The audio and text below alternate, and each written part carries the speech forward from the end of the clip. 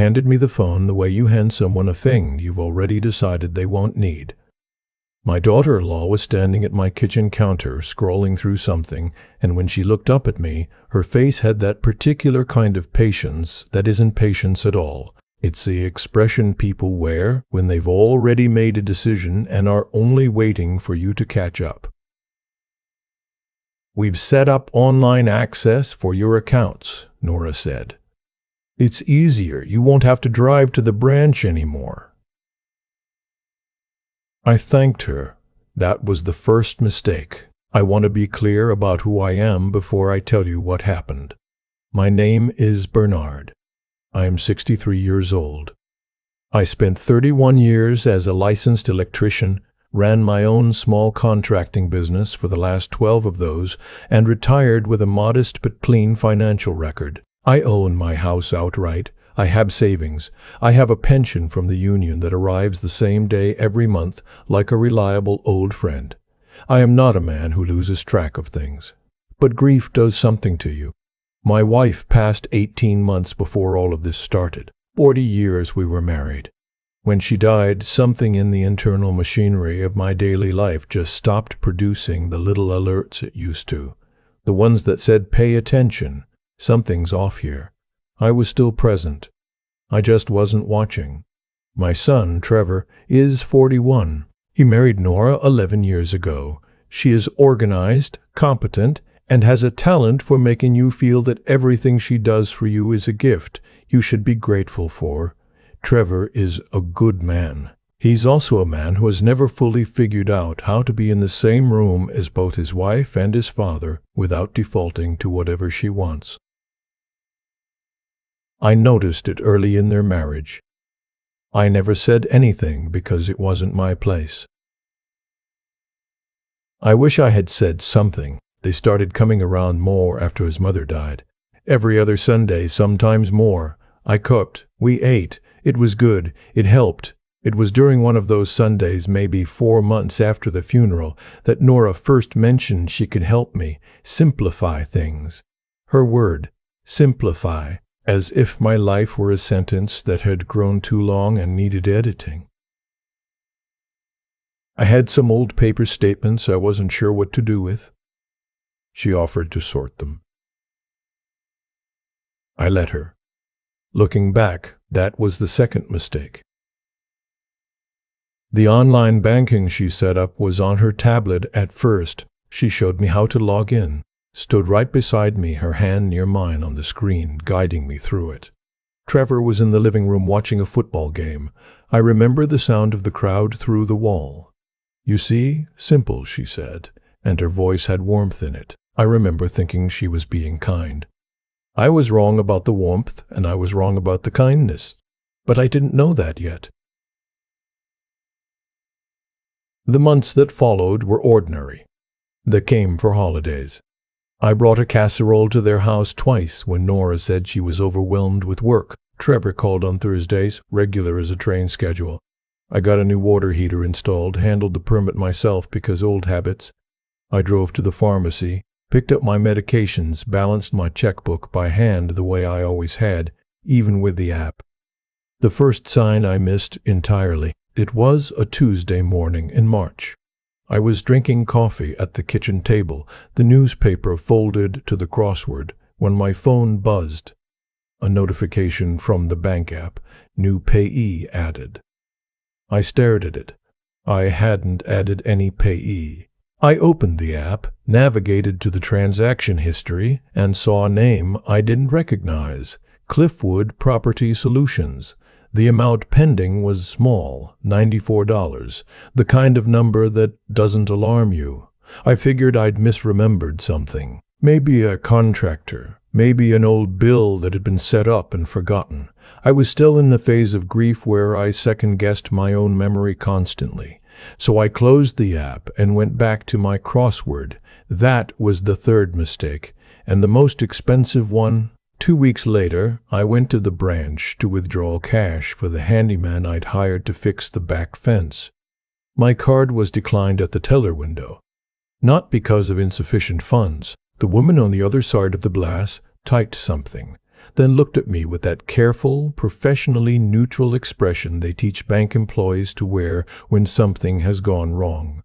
"There's a hold on external transfers, Mr. Hartley," she said quietly, "and it looks like there's been some activity we'd like you to review." I sat in that office for 40 minutes. A man named Ken, the branch manager, pulled up my account on a flat-screen monitor and walked me through 6 weeks of transactions. Transfers to an entity I had never heard of. A payee authorization signed with an electronic signature that, according to the bank's records, came from a device associated with my home network. A separate request to add a second, authorized user to my primary checking account, which had been submitted but not yet processed. I said nothing for a long time. Ken said gently, "Do you recognize any of these?" I said no. "We'll need to file a fraud report," he said, "and I strongly recommend you freeze your credit through all 3 bureaus tonight." I drove home with both hands on the wheel and the radio off. It was one of those clear, cold mornings in early spring when the light is very sharp and the world looks like it's been cleaned. I pulled into my driveway and sat in the car for a while, not panicking, not crying, just thinking. I am 63 years old. I spent 3 decades running a business. I know what a fraudulent charge looks like, and I know what it means when a transfer originates from inside your own home network. I went inside and made a second cup of coffee and sat at the kitchen table and thought about Nora standing beside me with her hand near mine on the screen. The name on the pending payee was Cliffwood Property Solutions. I searched it online. The business was registered in the state, but barely. A one-page website, no physical address, a contact form that went nowhere. I searched the registered agent name listed in the state database. It led me to a woman named Sasha. I had never heard that name in my life. I sat with that for a day.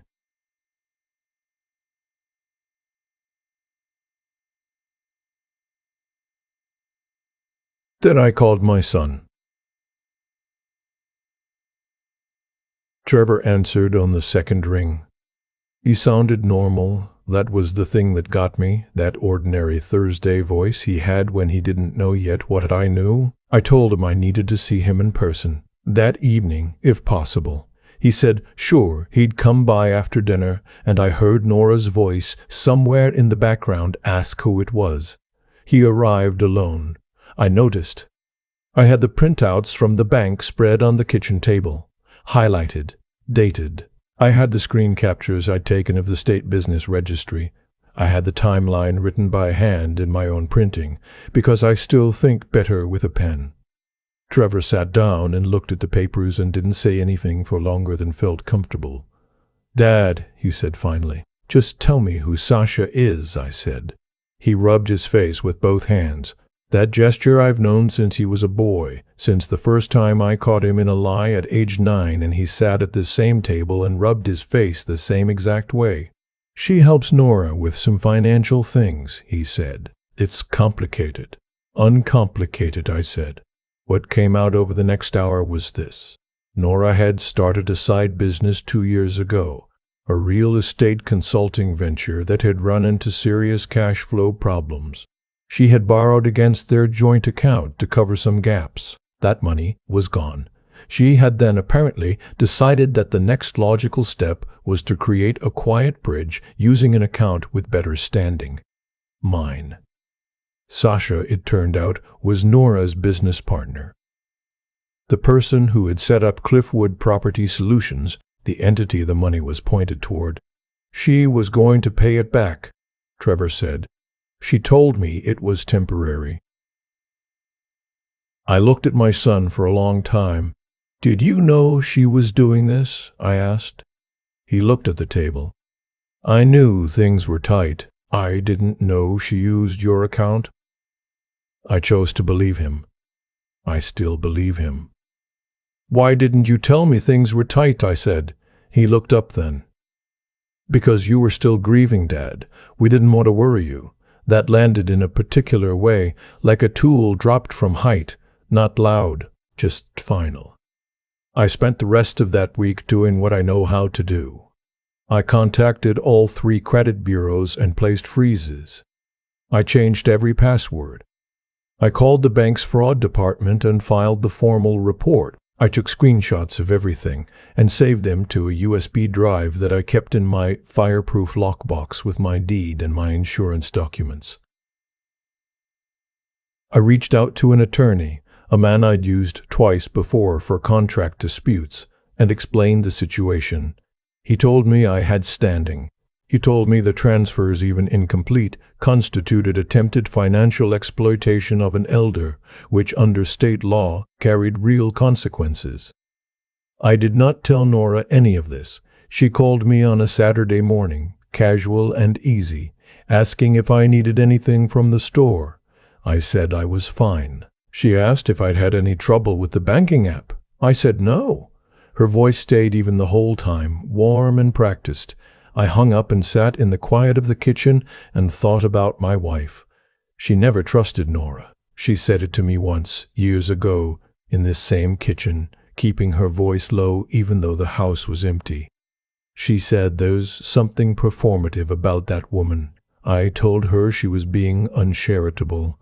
I apologized for that now, in the silence, to no one. The following Sunday they came for dinner. I cooked a roast, set the table properly, opened a decent bottle of wine. Nora was relaxed. Trevor was careful in the way he was careful now, watching me from across the table without appearing to. We talked about his work, about the weather, about a neighbor's new fence, normal things. After dinner, while Nora was in the kitchen loading the dishwasher, Trevor came and sat beside me at the table. "Dad," he said quietly, "did you talk to anyone about the account?" "I handled it," I said. He nodded slowly. "Nora's been asking about the transfer, whether it went through." I looked at him. "It didn't," I said. "And nothing else will, either." He didn't say anything. "I need you to understand something," I said, and kept my voice the same temperature it had been all evening. "What she did has a legal name. I've spoken to an attorney. What happens next depends on whether the truth gets told before it has to be demanded." Trevor put his hands flat on the table. He looked like a man standing at the edge of something he hadn't fully understood was coming. "She'll say it was a misunderstanding," he said. "Then she can say it to the bank's fraud department," I replied. "They're not as patient as I am." Nora came back into the dining room with 2 cups of coffee, smiling. She set mine in front of me and said something about how good the roast was. I thanked her. We talked for another 40 minutes about nothing in particular. I walked them to the door at 9 o'clock and watched the taillights of their car move down my street and disappear.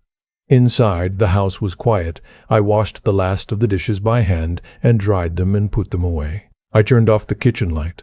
Then I went to my desk and wrote down everything from that conversation, dated it, and added it to the folder.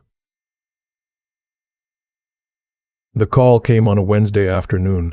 I was in the backyard checking on the garden, still wearing my work gloves, when my phone rang. It was Trevor. I could hear from the first syllable that something had shifted. "Dad," he said, and his voice was different. "Stripped down. Nora got a call from the bank. Compliance review. They want documentation." I said nothing. "She's scared, Dad. She's saying it was all a misunderstanding. That Sasha handled everything and she didn't realize Trevor," I said. He stopped. "I told you this was coming," I said. "I told you a week ago." A long pause. "What did you tell them?" he asked. "Everything," I said. "Truthfully and completely," I heard him exhale. Not angry. Defeated, maybe. Or maybe just finally seeing something clearly that he had been looking at sideways for too long. "She's saying you're overreacting," he said. "That you're turning a family matter into a legal problem." I pulled off one of my garden gloves and held the phone more firmly. "She turned a family matter into a legal problem," I said, "when she used my name." The line went quiet for a moment. "Sasha's gone," Trevor said. "She's not returning calls. Nora's trying to reach her." "I know," I said. "My attorney called the registered agent number this morning." Disconnected. Another silence. Longer. Dad, is there anything I can do? His voice had changed again. He sounded young suddenly, the way he sounded at 9 years old at this same kitchen table. Yes, I said. Tell the truth when they ask you. He said he would. I believed him. 2 days after that, I received a certified letter from the bank confirming the fraud report was under active review. There was a reference number. There were next steps. It was clean and official and final in the way that documents are when they mean something. Nora called 4 times that week. I let them go to voicemail.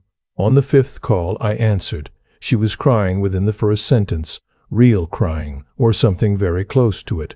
She said she was sorry. She said she never meant to involve me, that it was supposed to be invisible, that she would have replaced every cent before I noticed. She said the word family 3 times in 60 seconds. I let her finish. Nora, I said, my wife built that account over 40 years. It's not invisible. Nothing about my life is invisible. She said she understood. She said she made a terrible mistake. Yes, I said. You did. She asked if we could meet. Talk in person. Figure out a way to resolve this without it going any further. I told her anything she had to say could go through my attorney. She started to say something, and I said it again, clearly, and then I said goodbye and hung up. 2 weeks later, I sat in my attorney's office on a Thursday morning. Outside the window, the street was ordinary. People walking dogs. A kid on a bicycle. The kind of normal morning that has no idea what's happening inside the buildings it passes. My attorney had the final correspondence spread in front of us. Nora had provided a written statement acknowledging the unauthorized use of my account information. The transfer attempts had been formally logged and closed. Sasha was being pursued separately through the State Attorney General's office. My attorney said there were other people involved, other accounts, and that it was larger than what had touched me. He said I was fortunate the freeze had caught it early. I nodded. I thought about Ken at the bank, his careful, professional expression, the flat monitor screen. What do you want to do about your son and daughter-in-law? My attorney asked. It was the question I had been sitting with for weeks. What do you do when your son married someone who looked at you, at your grief and your trust and your age, and saw an opportunity? What do you do when your son let it happen, even if he didn't plan it? I thought about Trevor's voice on the phone. The way it had changed when he understood it was real. The way he said Dad the second time, stripped of everything but exhaustion and shame. I thought about 40 years of knowing my own child. I thought about his mother, who would have known what to do, who always knew what to do.